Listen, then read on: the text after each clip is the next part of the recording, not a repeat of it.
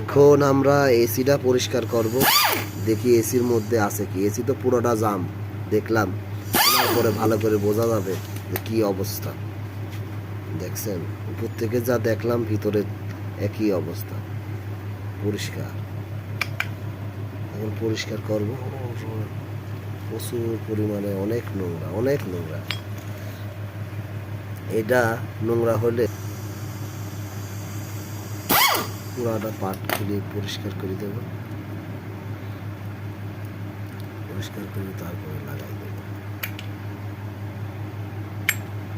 এইটা বেশিরভাগ জাম হইলে স্টার্ট করে দেয়, স্টার্ট রেস্টটা করে দাঁড়ায় না, ইঞ্জিনটা হিট হয়, তেল বেশি খায়।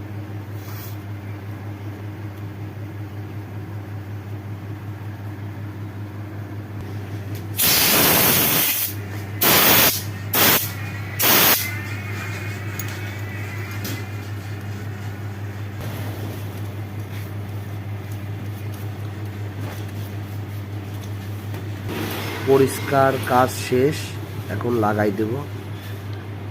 লাগাই দিয়ে গাড়ির সঙ্গে লাগাই দিয়ে স্টার্ট করবো। আশা করা যায় ইঞ্জিন হিট হবে না, তেল বেশি খাবে না, আর স্টার্ট ঘন ঘন পড়ে যাবে না।